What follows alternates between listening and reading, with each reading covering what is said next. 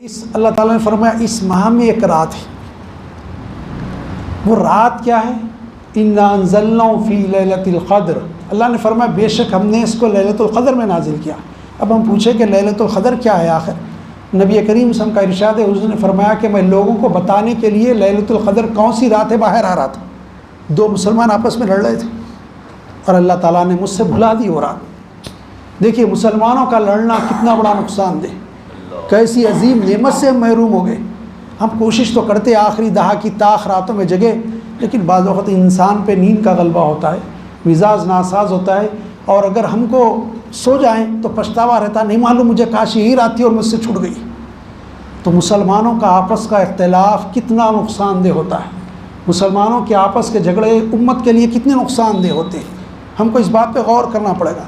ہم چھوٹی چھوٹی بات پہ دست و گریباں ہوتے ہیں، چھوٹے چھوٹے معاملات کے لیے، چھوٹے چھوٹے کیا کہنا چاہیے پوزیشن کے لیے، عہدوں کے لیے مر مٹتے ہیں، جھوٹ سچ جو کچھ آیا ہم بیان کرتے ہیں۔ لیکن ہم کو فکر کرنی چاہیے اصل میں آخرت کی، اور ہم کو فکر کرنی چاہیے جواب دہی کی کہ اللہ تعالیٰ کے پاس ہر عمل کے لیے ہم جواب دیں۔ میں یہاں بیٹھ کے تقریر کر رہا ہوں، وعظ کر رہا ہوں، خدا نہ خواستہ اللہ تعالیٰ میرے دل میں نہ لائے یہ بات، میرا مقصد اللہ کی رضا کے لیے کچھ ہو جائے، مجھے جوتے پڑنے والے یاد رکھیے۔ آپ یہ سمجھ رہے ہیں بہت اچھی کام ہے، یہ کام بہت ڈینجر ہے، وعظ و نصیحت کا بھی، یہ وہ کام بہت خطرناک ہے، یہ پرخطر راستہ ہے۔ ذرا غرور اور تکبر آ گیا، ذرا یہ خیال آ گیا کہ لوگ مجھے عالم کہیں، لوگ میری عزت کریں، لوگ میرا اکرام کریں، پورا مٹھی میں ملنے والا ہے اور جوتے کھانے والا۔ کل جوتے پڑتے خدا نہ خواستہ آپ دیکھیں گے اور کہیں گے ارے بھائی یہ متین قادری صاحب تو تقریر واز کرتے تھے، ان کو کیوں جوتے پڑے؟ اللہ تعالیٰ فرمائے گا اصل میں اس کے دل میں غرور آ گیا تھا، اس کا مقصد میری رضا نہیں تھی، بلکہ اس کا مقصد یہ تھا کہ لوگ اس کو بڑا افسانے یہ جوتے پڑنے والے ہیں۔ اللہ میرے دل کو پاک صاف رکھے اور اس کی رضا کا طالب بنا دے، یہ کیفیت پیدا کرے اور ہم سب کے دلوں میں کیفیت ہو جائے۔ ہر عبادت کا یہ حال ہے بھائی، ہر عبادت کا یہ حال ہے، نمازوں کا ہو، روزوں کا ہو، صدقات کا ہو، خیرات کا ہو، زکوٰۃ کا ہو۔ عزیزان گرامی، ہم کو اپنے بارے میں نہیں معلوم، میں بتاؤں اللہ تعالیٰ نے اس کو نازل کرنے کے لیے اس کتاب کو، قرآن مجید کو، بے شمار فرشتے، لاکھوں کروڑوں ان گنت فرشتے، اتنے فرشتے آپ تصور نہیں کر سکتے۔ حضور صلی اللہ علیہ وسلم نے فرمایا اس کعبے کے اوپر ایک کعبہ ہے فرشتوں کا، فرمایا کہ ایک فرشتہ جب اس میں داخل ہوتا ہے عبادت کرنے کے لیے تو پھر 70,000 سال کے بعد اس کا نمبر آتا ہے۔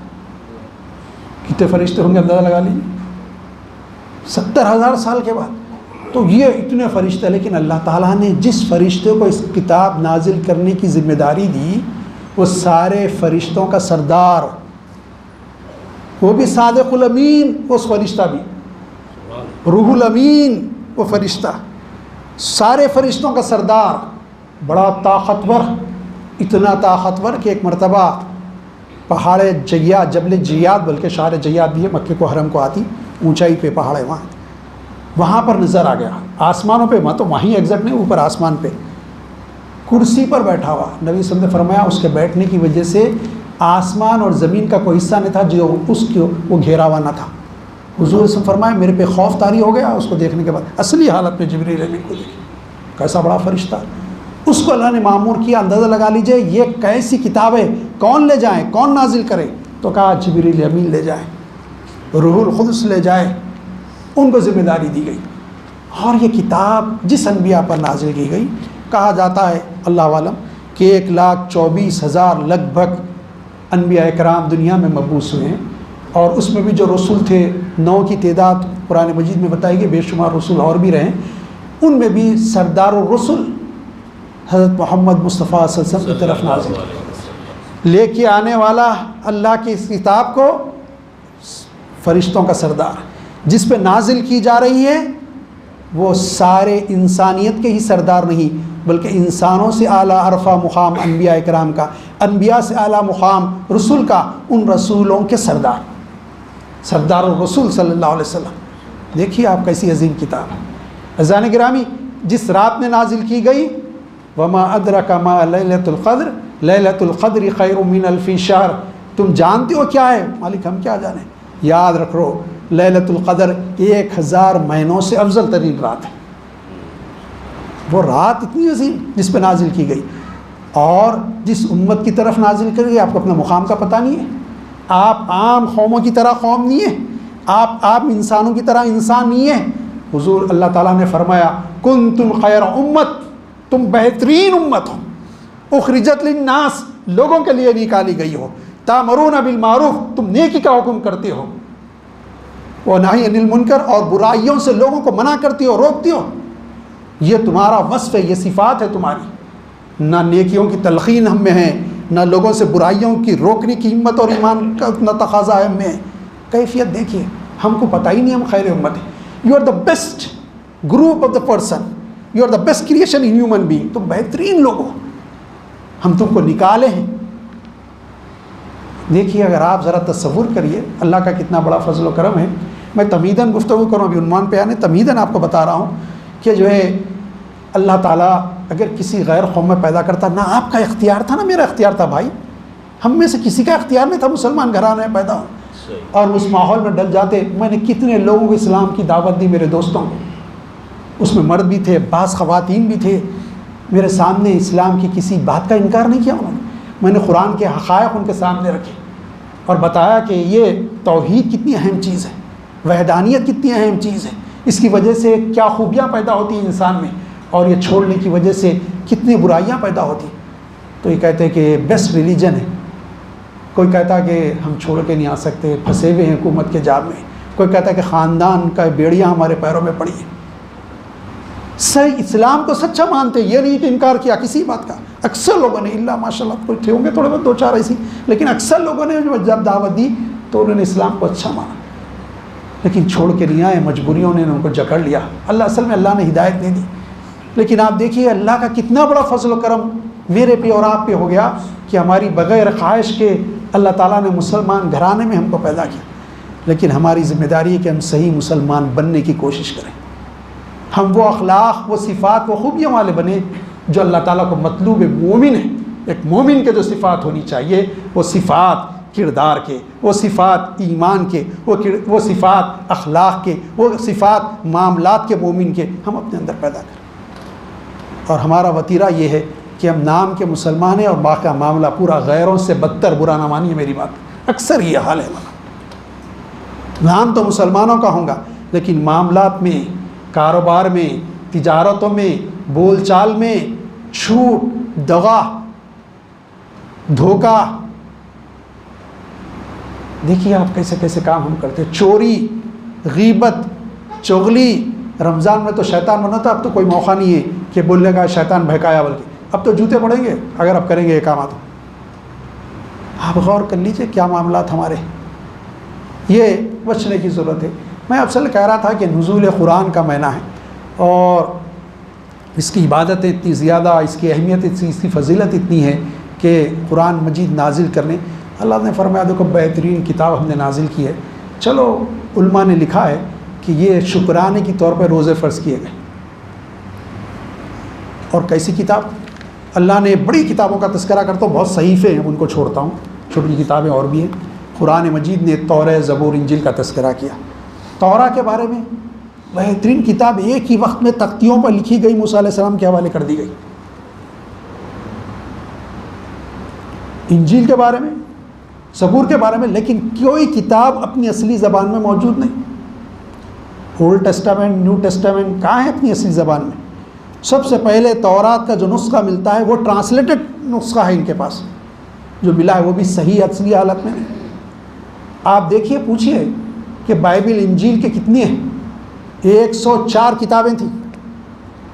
اب اس کی بھی سن لیجئے، قرآن کی عظمت بتانے کہہ رہا ہوں کہ فیصلہ یہ ہوا کہ کیا کیا جائے، کون سی کتاب پڑھی جائے انجیل کی۔ تو کہا، طے کیا گیا انگلینڈ میں، پورے پوپ بیٹھے کہ ایک ٹیبل پہ 109 یا 104 کتابیں تھیں جمائی گئیں، اور کہا گیا پورے بڑے بڑے پوپس، پادریس مل کے اس ٹیبل کو ہلائیں، بولے جتنی کتابیں گر جائیں اس کو منسوخ قرار دیا جائے، اور جو کتابیں اس پہ رہ جائے وہ مانی جائے گی کہ انجیل صحیح ہے۔ یہ 4 کتابیں رہیں۔ آپ ان سے پوچھیے، ان کے اسکالر سے، کہ بھائی وچ از دا کریکٹ انجیل بائبل ان دس 4، یہ 4 میں سے کون سی صحیح ہے؟ وہ کہیں گے کہ ہم نہیں بتا سکتے، کہ کون سی صحیح ہے. ہم اتنا کہیں گے انجیل از ان دیر، اس کے اندر انجیل ہے، لیکن ہم یہ نہیں بول سکتے کہ بائبل حقیقت میں 4 میں سے کون سی ہے. ان کو معلوم ہی نہیں، زبان میں نہیں. لیکن اللہ تعالیٰ نے جس کتاب کو آپ کی طرف بھیجا، اپنے رسول محبوب صلی اللہ علیہ وسلم کے دل پر نازل فرمایا جبریل امین کے ذریعے، ہماری ہدایت کے لیے جس کتاب کو بھیجا، وہ کتاب کے بارے میں اللہ نے کیا فرمایا؟ وہ کتابیں ان کے احکام منسوخ ہونے کے تھے، اس کے احکام قیامت تک باقی رہنے والے تھے. اس لیے اللہ نے فرمایا اِنَّا نَحْنُ نَزَّلْنَا الذِّكْرَ وَإِنَّا لَهُ لَحَافِظُونَ. اس ذکر کو ہم ہی نازل کرنے والے ہیں اور اس کی حفاظت کی ذمہ داری بھی قیامت تک ہم لیتے ہیں. سارے دنیا کے مسلمان بھی اس کو مٹانا چاہیں، غیر مسلم تو چھوڑ دیجیے، یہ کتاب ختم نہیں ہونے والی ہے قیامت تک. اللہ اس کا حافظ ہے. ایسی زبردست کتاب، ایسا کلام، پھر جس زبان میں نازل کیا گیا اس کی خوبی بھی سن لیجئے. توریت کی جو تھی ہبرون لینگویج بولتے ہیں، عبرانی زبان، آج دنیا میں اس کا کہیں رواج نہیں. ابھی اسرائیل کوشش کر رہا کہ وہاں ان کی آفیشیل لینگویج ہبرون قرار دی جائے، کوشش ہو رہی. بعض لوگ کہتے ہیں کہ عبرانی تھی، بعض کو کہتے عرابی تھی، بعض کو کہتے سریانی سیرینک لینگویج تھی انجیل کی. ان زبانوں کا وجود ہی دنیا میں نہیں ہے. اور عربی زبان جس میں اللہ تعالیٰ نے اپنی کتاب کو، اپنے کلام کو نازل فرمایا، اس کا معاملہ یہ ہے، اتنی قدیم زبان ہونے کے باوجود یہ جو آپ کے آئی ٹی کے ایکسپرٹس ہیں ان سے پوچھیے جو کمپیوٹرز کی زبردست نالج رکھتے ہیں، جس کمپیوٹر لینگویج میں عربی فٹ کرو فٹ ہو جائے گی، ساتھ دے گی. ماڈرن ٹیکنالوجی کا ساتھ دینے کوئی زبان، انگریزی ساتھ نہیں دیتی. لیٹن ورڈس لانا پڑتا ان کو، اور دوسری جرمن ورڈس لانا پڑتا، اس کی جگہ ریپلیس کرنا پڑتا، انگلش ورڈ نہیں ملتا.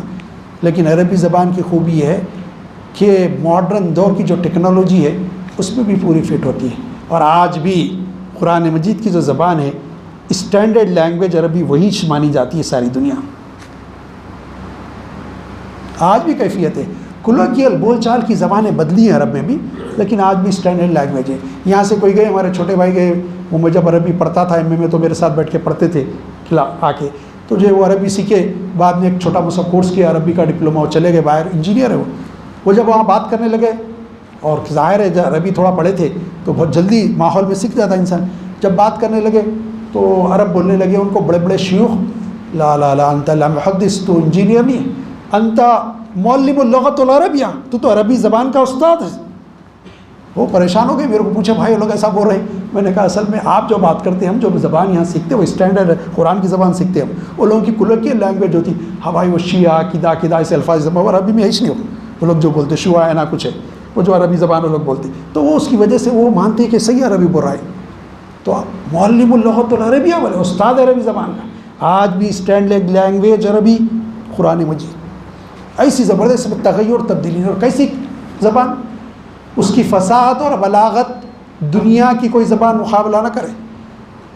سب مولقات کے جو اشعار پڑھیں عربی زبان سیکھنے کے لیے پڑھتے ہیں، ان کے اشعار پڑھیں، اشش کرے کیا شعر ہے بھائی. ایک خالی اپنے محبوبہ کی تعریف، آنکھ کی تعریف کرا تو 5000 شعر کا قصیدہ لکھ دیا. ایسے تمثیلات ہم دانتوں میں اپنی انگلی پکڑ لیتے تھے. کیا مثالیں ہیں بھائی، یہ عربی میں کوئی اور زبان میں نہیں لا سکتے. احادیث پڑھ لیں، ایک ایک حدیث ایسی کہ ایسا معلوم ہمارا سمندر کوزے میں سما دیے نبی کریم صلی اللہ علیہ وسلم. یہ عربی زبان کی فصاحت اور بلاغت. اسی لیے عرب اپنے آپ کو عرب بولتے تھے، بولنے والے، اور سارے دنیا کو عجم، گونگے بولتے تھے. یہ زبان ہے جس میں نازل کیا گیا. ابھی تو نازل کرنے کی بات کر رہا ہوں. یہ عظمت والی کتاب جس کا ایک حرف کوئی رد و بدل نہیں کر سکتا، تبدیلی نہیں. حرف تو چھوڑ دیجئے، اعراب جس کو بولتے، حرکات بھی عام الفاظ میں بولا جاتا ہے کہ جو ہے ضمہ، کسرہ، فتح، اس کی بھی تبدیلی نہیں لا سکتے. بچہ چھوٹا پکڑ لگا، متین صاحب آپ غلط پڑھے، آپ فتح تھا تو ضمے سے پڑھ دیے، ضمہ تھا تو فتح سے پڑھ لیے. یہ اعزاز اس قرآن کا. آواز پروناؤنسیشن نہیں بدل سکتا، آواز تبدیل نہیں ہو سکتی. مخارج میں فرق ہو جائے تو پکڑ لیں گا، ذات بول رہا تھا کہ زال بول رہا تھا. کیا زبردست زبان ہے.